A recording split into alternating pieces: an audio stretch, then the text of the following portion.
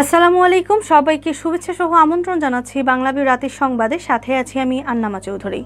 প্রথমেই লতিফ ট্রাভেলস সংবাদ শিরোনাম।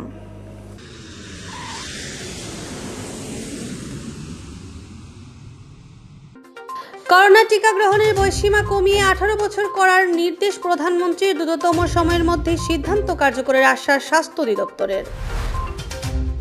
কঠোর লকডাউনের প্রথম দিনে সিলেটের রাস্তাঘাট ছিল ফাঁকা। ঈদের ছুটি শেষে বাড়ি ফেরা নিয়েছিল ভোগান্তি। দেশে করোনায় মৃত্যু কমলেও বেড়েছে আক্রান্ত শনাক্ত। 166 জনের মৃত্যুর দিনে আক্রান্ত শনাক্ত প্রায় 6,500। লকডাউনে বিদেশ যাতায়াতকারী যাত্রীদের জন্য চালু রয়েছে অভ্যন্তরীণ ফ্লাইট। 3 এয়ারলাইন্স পরিবহন করবে যাত্রী। করোনায় সিলেট বিভাগে মৃত্যু ছাড়ালো 600, শনাক্তের হার 41%। স্বল্প মূল্যে উন্নত চিকিৎসা সেবা নিশ্চিতে বাহরাইনে লিন্নাস মেডিকেল সেন্টার ও বাংলাদেশ সোসাইটির মধ্যে সমঝোতা চুক্তি স্বাক্ষর। এতক্ষণ শুনছিলেন শিরোনাম, এবারে বিস্তারিত। এবার করোনা টিকা গ্রহণের বয়সসীমা আরও কমানোর সিদ্ধান্ত নিয়েছে সরকার। 18 বছর বা তার বেশি বয়সী বাংলাদেশিরা এখন টিকা নেওয়ার সুযোগ পাবেন।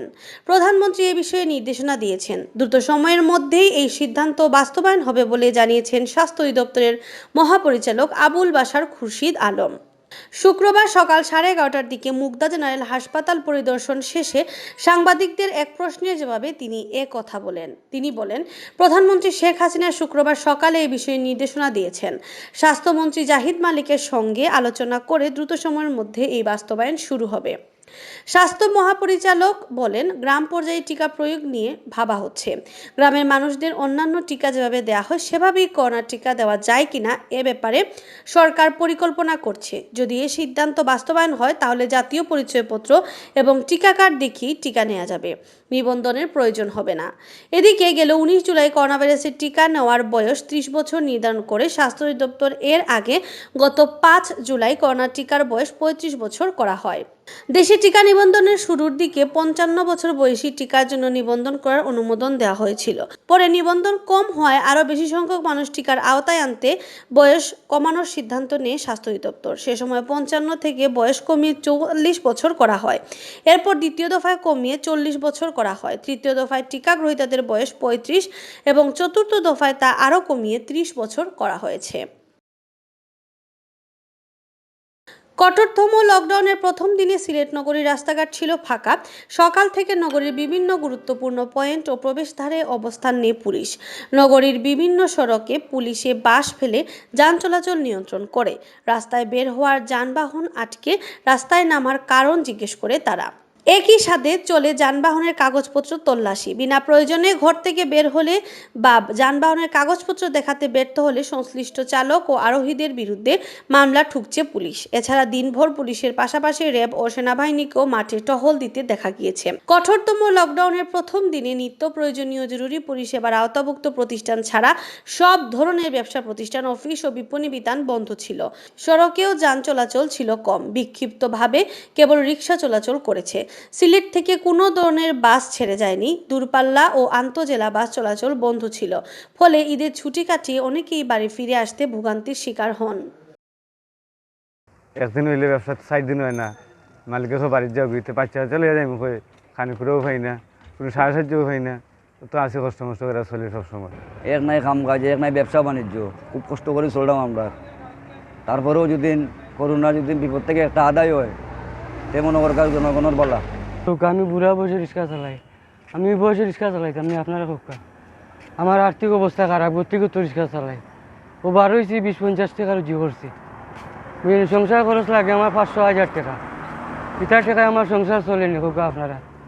দেশে গেল 24 ঘন্টায় করোনা আক্রান্ত হয়ে 166 জনের মৃত্যু হয়েছে। একই সময় আক্রান্ত শনাক্ত হয়েছেন 6,364 জন আর সুস্থ হয়েছেন 9,006 জন। শনিবার বিকালে স্বাস্থ্য দপ্তরের পাঠানো সংবাদ বিজ্ঞপ্তি থেকে এসব তথ্য জানানো হয়। বিজ্ঞপ্তিতে বলা হয়, গেল 24 ঘন্টায় দেশের সবকটি ল্যাব মিলিয়ে নমুনা পরীক্ষা করা হয় 20,493টি। এতে আক্রান্ত শনাক্ত হন 6,364 জন, যাতে শনাক্তের হার 31.0 0.05%। এ নিয়ে মোট শনাক্তের সংখ্যা দাঁড়ালো 11,46,564 জনে। মোট পরীক্ষার তুলনায় শনাক্তের হার 15.50%। স্বাস্থ্য দপ্তর আরও জানায়, গেল একদিনে যারা মারা গিয়েছেন তাদের মধ্যে 95 জন পুরুষ ও 71 জন নারী। আর এ পর্যন্ত পুরুষ মারা গিয়েছেন 12,971 জন ও নারী 5,880 জন। নতুন মৃতদের মধ্যে ঢাকা বিভাগের সর্বোচ্চ 60 জন, চট্টগ্রামের 33, রাজশাহীতে 7, খুলনায় 33, বরিশালে 10, সিলেটে 8, রংপুরে 12 ও ময়মনসিংহে 3 জন রয়েছেন। বিজ্ঞপ্তিতে আরও জানানো হয়, 24 ঘন্টায় সুস্থ হয়েছেন 9,006 জন এবং এখন পর্যন্ত সুস্থ হয়েছেন 9,78,616 জন। দেশে গত বছরের 8 মার্চ প্রথম করোনা রোগী শনাক্ত হয়। এর 10 দিন পর 18 মার্চ প্রথম মৃত্যুর খবর আসে। কয়েক মাস সংক্রমণ ও মৃত্যুর হার ঊর্ধ্বগতিতে থাকার পর অনেকটা নিয়ন্ত্রণে চলে আসে। চলতি বছরের শুরুতে করোনা ভাইরাসের প্রকোপ অনেকটা নিয়ন্ত্রণে ছিল, তবে গত মার্চ মাস থেকে মৃত্যু শনাক্ত আবার বাড়তে থাকে। শুক্রবার থেকে শুরু হওয়া লকডাউনের মধ্যে বিদেশ যাতায়াতকারী যাত্রীদের মধ্যে অভ্যন্তরীণ রুটে ফ্লাইট পরিচালনা করবে 3 এয়ারলাইন্স। নির্দেশনাটি 5 আগস্ট পর্যন্ত কার্যকর থাকবে। শুধু বিদেশগামীদের আন্তর্জাতিক রুটে টিকিট থাকা সাপেক্ষে বিমান বাংলাদেশ, ইউএস বাংলা ও নভোএয়ারকে অভ্যন্তরীণ রুটে ফ্লাইট পরিচালনার সুযোগ দিয়েছে বেসামরিক বিমান চলাচল কর্তৃপক্ষ বেবিচক। বেবিচকের পরিচালক AKM ফজলুল হক স্বাক্ষরিত চিঠিতে বলা হয়, এই 3 এয়ারলাইন্স যাত্রী পরিবহনের আগে সেই যাত্রীর আন্তর্জাতিক এয়ারলাইন্সের টিকিট রয়েছে কিনা তা নিশ্চিত করবে। বিমানবন্দরে চেক ইন ও বোর্ডিংয়ের সময় তা পরীক্ষা করে দেখবে। করোনা ভাইরাস সংক্রমণ প্রতিরোধে 13 জুলাই এক চিঠিতে 23 জুলাই থেকে 5 আগস্ট পর্যন্ত অভ্যন্তরীণ সব ফ্লাইট চলাচল বন্ধ রাখার নির্দেশ জারি করে বেবিচক। তবে বিদেশে যাওয়া আসা করা যাত্রীদের কথা বিবেচনা করে বিধিনিষেধের সব নির্দেশনা কিছুটা শিথিল করা হলো।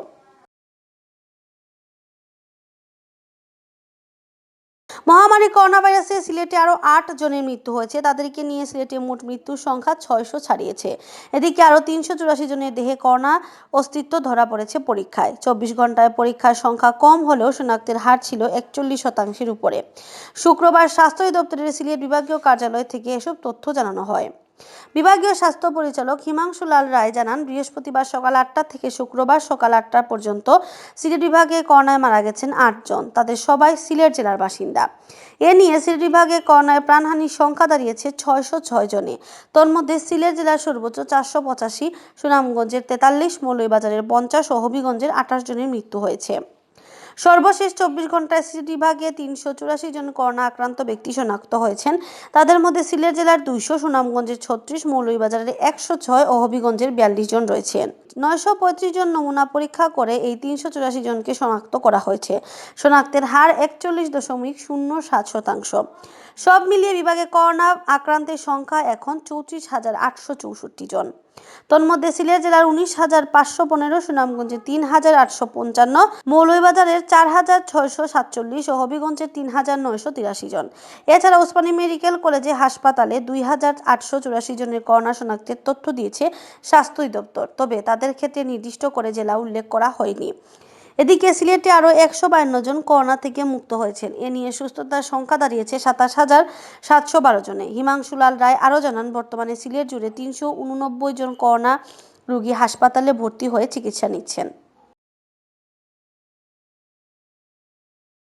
বাহরাইনে প্রবাসী বাংলাদেশিদের স্বল্প মূল্যে উন্নত সেবা নিশ্চিতের লক্ষ্যে বাহরাইন বাংলাদেশি মালিকানাধীন একমাত্র চিকিৎসা প্রতিষ্ঠান লিন্নাস মেডিকেল সেন্টার ও সামাজিক সংগঠন বাংলাদেশ সোসাইটির মধ্যে সমঝোতা চুক্তি স্বাক্ষর রয়েছে।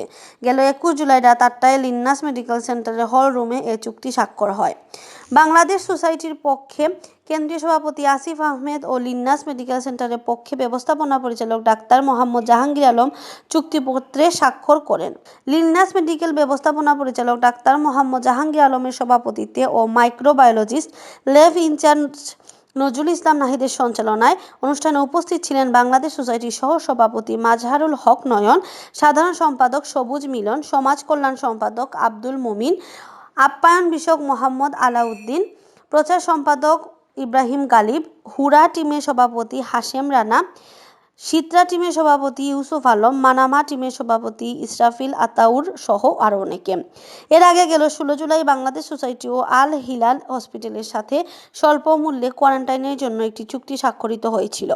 বাংলাদেশ সোসাইটির প্রবাসীদের জন্য বাহরাইন বিভিন্ন সামাজিক ও সচেতনামূলক কাজ করে যাচ্ছে। এতক্ষণ শুনছিলেন বাংলাভিউ রাতের সংবাদ। পরবর্তীতে প্রচারিত হবে সিলেটের আঞ্চলিক ভাষায় সংবাদ। দেখার আমন্ত্রণ রইল। সাথে থাকার জন্য ধন্যবাদ।